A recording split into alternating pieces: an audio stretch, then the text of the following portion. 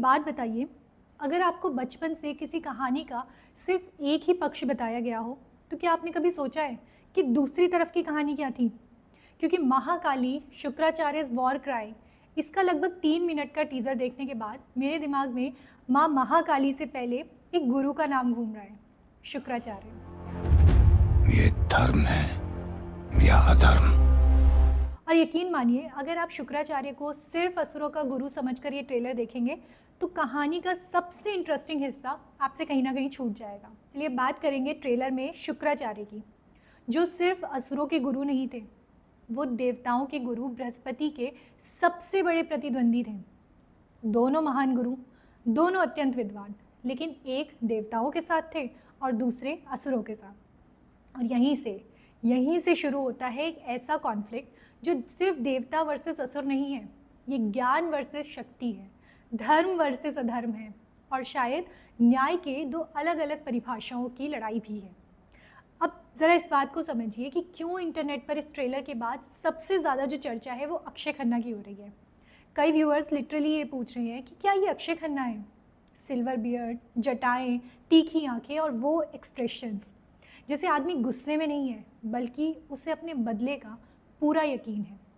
NDTV से लेकर India today तक सोशल रिएक्शंस में उनकी ट्रांसफॉर्मेशन और स्क्रीन प्रेजेंस को सबसे ज़्यादा हाईलाइट किया गया है। कुछ लोगों ने उनकी आंखों को लेकर कहा है कि उन्हें डायलॉग बोलने की ज़रूरत ही नहीं पड़ती, आंखें ही काफ़ी हैं। और सच बताऊं तो ये ऑब्जर्वेशन जो है ये काफ़ी हद तक सही भी है, क्योंकि इस ट्रेलर में अक्षय खन्ना शुक्राचार्य को एक्ट करते हुए नहीं लग रहे हैं, उन्हें जीते हुए दिखाई दे रहे हैं। लेकिन अब आता है सबसे इंटरेस्टिंग पार्ट कि ट्रेलर जो है उसमें समुद्र मंथन का एक रेफरेंस दिखाया गया है। समुद्र मंथन के समय देवों एवं असुरों के समान श्रमदान करने के पश्चात विष्णु ने केवल देवों को अमृत प्रदान किया। ये धर्म है या अधर्म? हम सब जानते हैं कि देवताओं और असुरों ने मिलकर समुद्र मंथन किया था। मकसद था अमृत की प्राप्ति।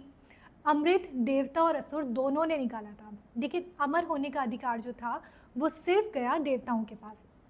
और यहीं से असुरों के मन में बदले की आग जो थी वो गहरी होती गई। महाकाली इस पुराने कॉन्फ्लिक्ट को एक नए एंगल से उठा रही है। ट्रेलर में असुरों के साथ हुए इस अन्याय और उनके वापस आने की चाह को कहानी में एक बड़े कॉन्फ्लिक्ट से जोड़ा जा रहा है। अब सोचिए, अगर आप हज़ारों साल से खुद को विजेता नहीं मान रहे बल्कि पीड़ित समझते आए हों, तो आपके लिए आपका युद्ध अधर्म नहीं होगा, आपके लिए वो न्याय होगा। मानव जाति का सर्वनाश कर दो। और शायद यही वजह है कि शुक्राचार्य का जो कैरेक्टर है वो इतना डेंजरस लग रहा है, इतना पावरफुल यहाँ पे दिखाई दे रहा है। और फिर ट्रेलर में हमें एक और नाम पता चलता है, रक्तबीज का। अब यहाँ एक माइथोलॉजी फैक्ट को ध्यान से सुनिए। रक्तबीज कोई सामान्य असुर नहीं था।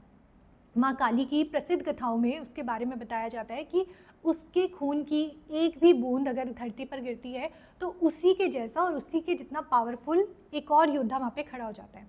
मतलब उससे लड़ना आसान नहीं था, क्योंकि जितना ज़्यादा उसका खून बहता उतना ही खतरा बढ़ता जाता। एक ऐसा दुश्मन जिसे तलवार से हराना शायद खुद को मुश्किल में डालना है। और अब ट्रेलर में जब शुक्राचार्य के साथ रक्तबीज का सीन आता है तो समझ आता है कि स्टेक्स जो है वो सिर्फ एक युद्ध के नहीं है, ये एक ऐसी शक्ति है जो युद्ध को फैलाती चली जा सकती है। और इसलिए ट्रेलर का एक डायलॉग और ज़्यादा डेंजरस लगने लगता है। शुक्राचार्य सिर्फ लड़ना नहीं चाहता, वो असुरों की वापसी चाहता है। और ट्रेलर में 14 लोगों तक पहुंचने और असुर शक्ति को फिर से खड़ा करने का संकेत मिलता है। समस्त असुर जाति को पाताल में ढकेलकर 14 लोक के द्वार बंद कर दिए गए। ये धर्म है या अधर्म? मतलब यहाँ मामला किसी किंगडम की गद्दी का नहीं है, बल्कि पूरी की पूरी जो कॉस्मिक व्यवस्था है उसको हिलाने का है। लेकिन फिर ट्रेलर में अचानक से हमें एक ऐसी इमेज दिखाई देती है जिसकी उम्मीद शायद किसी ने नहीं की थी। एक बच्चा और उसके साथ माँ महाकाली। और यही वो शॉट है जिस पर इंटरनेट लिटरली रुक गया है। कई रिएक्शन में फाइनल काली अपीयरेंस को चिलीज या गूज़बम्प मूवमेंट कहा गया है, लेकिन मुझे इस शॉट में सिर्फ उनका लुक इंटरेस्टिंग नहीं लगा, मुझे इंटरेस्टिंग लगी उसकी जो प्लेसमेंट बनाई गई।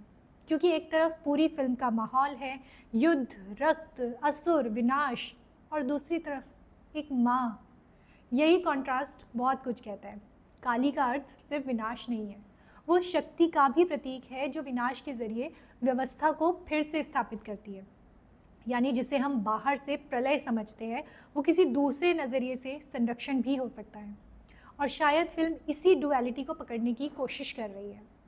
अब एक और मज़ेदार चीज़ यहाँ पर देखिए कि माँ महाकाली जो है उसकी सबसे बड़ी यूएसपी शायद ये नहीं है कि इसमें माइथोलॉजी है। इंडिया में माइथोलॉजी फिल्में तो पहले भी बनी है। यूएसपी ये है कि इसे सुपर हीरो सिनेमैटिक यूनिवर्स के फॉर्मेट में रखा जा रहा है। ये उसी प्रशांत वर्मा सिनेमैटिक यूनिवर्स का अगला चैप्टर है जिसकी शुरुआत हनुमान से हुई थी। और महाकाली को फीमेल लीड हीरो के रूप में जो है इसकी स्टोरी को पोजीशन किया जा रहा है। और यहाँ एक बहुत ही इंटरेस्टिंग फैक्ट है कि टाइटल बेशक महाकाली है, लेकिन पहला मेजर टीज़र जो है वो शुक्राचार्य के नाम से आया है। फिल्म का नाम महाकाली इज़ वॉर क्राई नहीं है, शुक्राचार्य इज़ वॉर क्राई है। मतलब मेकर्स जानबूझकर पहले हमें उस आदमी की आंखों से कहानी दिखा रहे हैं जो युद्ध शुरू करने वाला है, और फिर अंत में उस शक्ति की झलक देते हैं जो युद्ध को ख़त्म कर सकती है। अगर ये स्टोरी टेलिंग जो है वो बाय चॉइस है, इंटेंशनल है, तो फिल्म का नैरेटिव काफ़ी इंटरेस्टिंग हो सकता है। और यही वजह है कि रिएक्शन वीडियोस में एक चीज़ बार बार सुनाई दे रही है, Akshay Khanna stole the show. YouTube पर द पीजे का रिएक्शन इंडिया की ट्रेंडिंग लिस्ट में दिखाई दे रहा है, जबकि जी हैमस्टर के रिएक्शन जो है वो भी रिलीज़ के तुरंत बाद 23,000 से ज़्यादा व्यूज़ दर्ज कर चुके हैं। मतलब ऑडियंस का पहला रिएक्शन क्लियर है, शुक्राचार्य हैज़ अराइव्ड। लेकिन मैं अभी भी फिल्म को लेकर 100% कन्विंस नहीं हूँ। और ये बात इसलिए कहना ज़रूरी है क्योंकि ट्रेलर में VFX हैं, स्केल इम्प्रेसिव लग रहा है, लेकिन CGI हैवी माइथोलॉजी में असली परीक्षा जो होती है वो पूरी फिल्म के दौरान होती है। एक ट्रेलर 3 मिनट के लिए दुनिया बना सकता है, लेकिन क्या वो 2-2.5 घंटे तक उस दुनिया में हमें रोक पाएगा? ये असली सवाल है।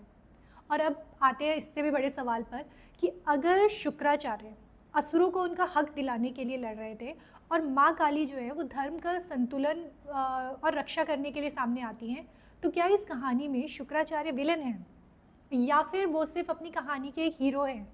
और अगर वो अपनी कहानी के हीरो हैं तो क्या माँ महाकाली उनकी कहानी में विलन बन जाएंगी? यही वो सवाल है जिसका जवाब इस फिल्म से हमको चाहिए। क्योंकि अगर मेकर सिर्फ देवता अच्छे असुर बुरे वाली कहानी बनाते हैं तो वो हमने पहले भी बहुत बार देख ली है। लेकिन अगर उन्होंने हमें ये दिखाया कि असुर खुद को गलत नहीं मानते, उनके पास अपना इतिहास था, अपना दर्द था, अपना गुरु था और अपनी लड़ाई भी थी, तो शायद जो ये मूवी है महाकाली ये कहीं ज़्यादा इंटरेस्टिंग बन सकती है। अक्षय खन्ना, शुक्राचार्य, रक्तबीज, असुरों की वापसी, 14 लोग, एक बच्चा और महाकाली। तो अभी तक पब्लिक रिएक्शन को अगर मैं एक लाइन में कहूँ तो लोग फिल्म की कहानी समझ नहीं पाए हैं, जान नहीं पाए हैं, लेकिन फिल्म की दुनिया ने लोगों को क्यूरियस ज़रूर कर दिया है। और सिनेमा में ये बहुत बड़ी बात है क्योंकि अच्छा ट्रेलर आपको अच्छी फिल्म दिखाता है, लेकिन ख़तरनाक ट्रेलर आपको फिल्म देखने के लिए मजबूर करता है। और महाकाली का ये जो ट्रेलर है ये कम से कम इस मामले में अपना काम कर चुका है कि क्यूरियोसिटी लोगों के अंदर बन चुकी है। अब सवाल सिर्फ इतना है कि क्या ये क्यूरियोसिटी थिएटर तक पहुंचेगी या फिर सिर्फ एक शानदार ट्रेलर बनकर रह जाएगी। आपको ट्रेलर देखकर मूवी के बारे में क्या लगता है मुझे कमेंट सेक्शन में ज़रूर बताइए। और अगर ये वीडियो अच्छा लगा हो तो इसे लाइक करिए, शेयर करिए और चैनल को सब्सक्राइब करना बिल्कुल भी मत भूलिएगा। माँ महाकाली की ब्लेसिंग्स आप सब पर बनी रहे, उनकी कृपा पाने के लिए कमेंट में ज़रूर लिखें। जय महाकाली।